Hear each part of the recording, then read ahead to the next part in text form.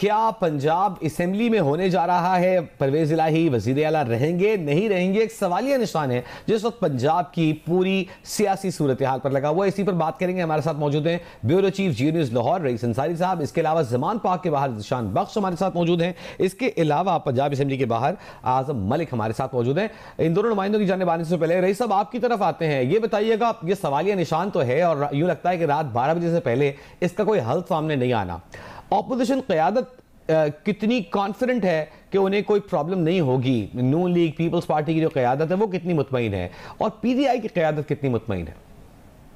देखिए, बात यह है कि जो कहा गया था राना सनाउल्लाह की जानिब से, उन्होंने वाज़ेह तौर पर यह कहा था कि अगर 4 बजे इजलास ना हो तो 4 बजे गवर्नर पंजाब ये डिक्लेरेशन जारी कर देंगे कि वज़ीर आला परवेज इलाही जो है वो वज़ीर आला नहीं रहे, उनका ऑफिस सीज कर दिया गया।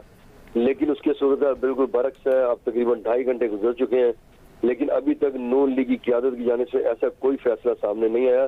हमारे ज़राए कहते हैं इस वक्त राना सनाउल्लाह, अता तारड़, साद रफीक, तारिक बशीर चीमा, ये कि अभी तक इनकी मुशावरती इजलास जारी है, कानूनी मशवरे कर रहे हैं और जब इनको ज़रूरत हो मशवरा करने की तो ये वज़ीर आज़म से और गवर्नर पंजाब से भी मशवरा कर रहे हैं।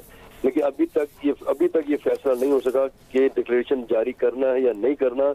इसलिए इस्लामाबाद की जानिब से अता तारड़ साहब को ये कहा गया कि आप 10 बजे प्रेस कॉन्फ्रेंस रखें। लेकिन हमारे जो मुस्लिम लीग के अहम रहनुमाओं से बात हुई, उन्हें भी इस बारे में ये इल्म नहीं है कि प्रेस कॉन्फ्रेंस में अता तारड़ ने क्या डिस्क्लोज करना है। हो सकता है ये रात 10 बजे की बात हो रही है रईस साहब? जी, रात 10 बजे की बात हो रही है? जी, रात 10 बजे की बात हो रही है और अता तारड़ साहब को हो सकता है पता हो कि उन्होंने क्या डिस्क्लोज करना है, लेकिन जो नून लीग के रहनुमा है वो नहीं बता पा रहे। इसलिए बहुत गुम की सूरत हाल है। इजलास तो हो नहीं सका और अब ये जो जुमे को इजलास रखा गया आत्म इत्तेमाद के लिए, उसका भी लगता है कि ऐसे कटाई में पड़ेगा। और जो दूसरी बात आपने की कि कितनी कॉन्फिडेंट है, अगर तहरीक इंसाफ की जानिब देखा जाए तो उनकी 180 सीटें हैं और जो आज मुस्लिम लीग काफ की पार्लिमानी पार्टी का इजलास हुआ जिसमें बिस्मा चौधरी जो रिश्तेदार भी हैं, जो शुजात की करीबी, वो उस समेत सारे के सारे 10 लोग मौजूद थे जो फुटी जाई है।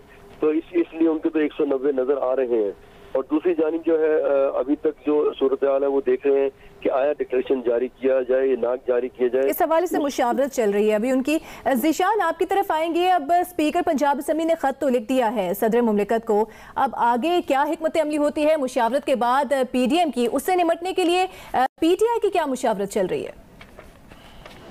अच्छा, बिल्कुल। तहरीक इंसाफ के चेयरमैन इमरान खान ने जमान पार्क में अब से कुछ देर कबल लाहौर के जो इंसाफ लायर्स फोरम है ILF, उनके नुमाइंदा वफ्द से मुलाकात की और रूल ऑफ लॉ के हवाले से तमाम जो बड़े हाई कोर्ट्स हैं उनके अंदर कन्वेंशन करवाने का फैसला किया गया है। साथ ही साथ वकला को जो डेलीगेशन यहाँ आया था उसकी जानिब से इस बात की भी यकीन दहानी कराई गई है कि अगर कोई भी गैर आइनी और गैर कानूनी इकदाम उठाया जाता है तो जहाँ तहरीक इंसाफ के वर्कर्स बाहर निकलेंगे तो वहीं पर वकला भी हरावल दस्ते के तौर पर चेयरमैन तहरीक इंसाफ को यकीन दहानी कराई है कि वो भी उनके शाना बशाना होंगे।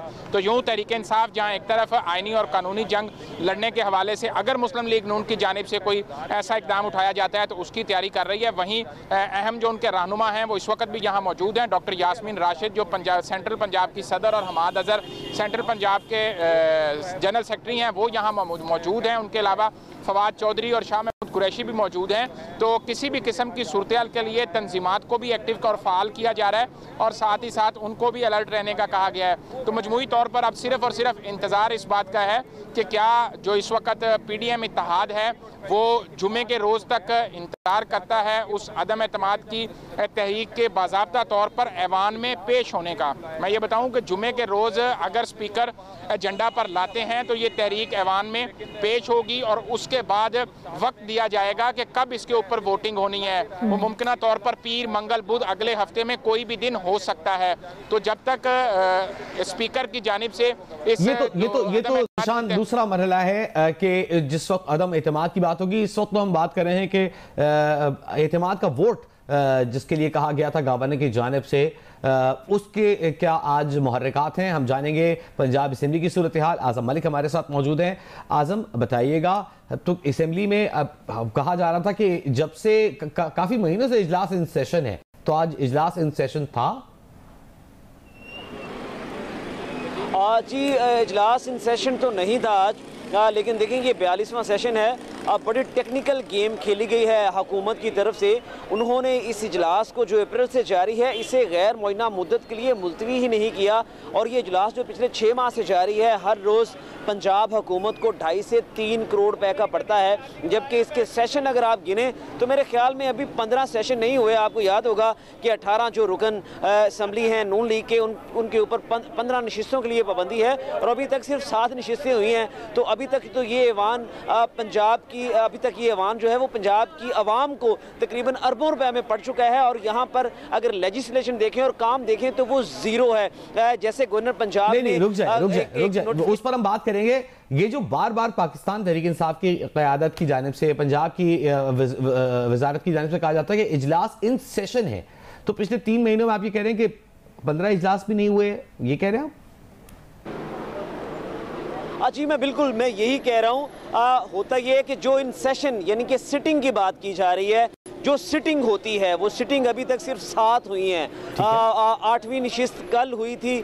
जो लोग बैठे थे अभी तो उन लोगों के पास पीछे तकरीबन 7 नशिस्तें पड़ी हुई हैं। यानी कि मेरा बताने का मकसद ये है, आपने ये देखा 1 महीने में 1 दिन इजलास होता है, और फिर इजलास को कहा जाता है कि इजलास 22 दिसंबर को होगा। ये इजलास जो था ये नवंबर में एक हुआ था और फिर ये दिसंबर में आ गया। तो महीने में एक आध नशिस्त होती है, जबकि इस दौरान जो TADA है करोड़ों रुपए का डेली वो हर मेंबर लेता है, और यहाँ तक लेता है कि जो पैनाडोल की एक टैबलेट होती है वो भी यहाँ से ली जाती है। तो खैर अभी तक यहाँ पर पुरअमन है, कोई कुछ नहीं हुआ, स्टाफ जा चुका है। गवर्नर की तरफ से जो नोटिफिकेशन था, फिलहाल माहौल वहाँ पर बता रहे हैं हमें आजम मलिक के पुरअमन है। ज़ीशान बख्श, आजम मलिक, ब्यूरो चीफ जियो न्यूज़ लाहौर, रईस अंसारी साहब हमारे साथ मौजूद थे, और क्या सूरत हाल बन रही है, आगे क्या हो सकता है, उसके बारे में हमें अपडेट कर रहे थे।